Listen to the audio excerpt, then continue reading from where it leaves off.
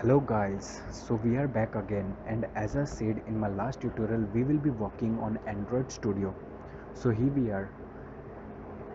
As you can see on my screen, it's the same code, only with a few difference. You just copy it till here. This part is totally new from my last tutorial.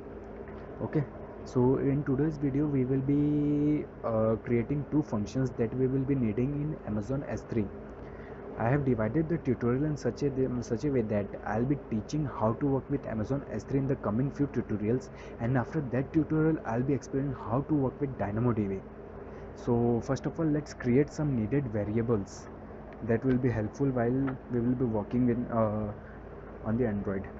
Okay, so let's create first of all a variable of type Amazon S3 client that is equals to null, and we will be needing an object of transfer utility equals to null. Okay, so we are done creating variables. Let's create the function. First function I'll be creating is public, that will return Amazon S3 client. I'll name it init S3 client, and I'll return S3 client, but it will be taking some few parameters. Let's create it. It will be taking context coming inside if our credential provider is equal to null. So first of all we need to instantiate it, so I will call get credentials and pass the context, and after that I'll initialize S3 equals to new Amazon S3 Amazon S3 client, and it will need credential provider as its parameter.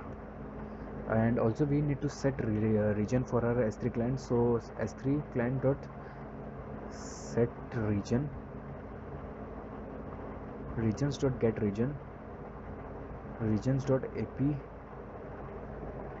northeast one. So I have created this because my region is Tokyo, so you can see what is your region and adjust accordingly. The next function we will be creating is public transfer utility check transfer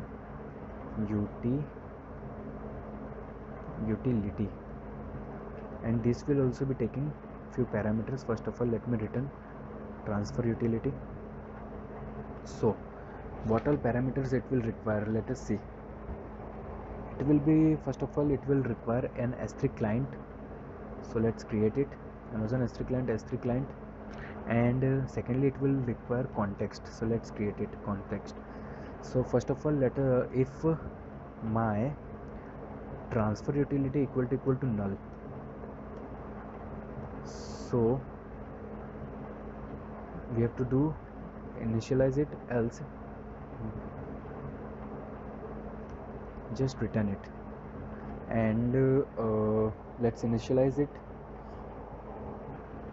transfer utility equals new transfer utility, and it will be taking S3 client as well as context as its parameter, and let's return transfer utility after instantiating it.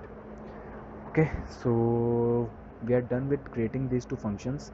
In my coming tutorial I will explain how to use this function so you can download and upload to your Amazon S3 bucket.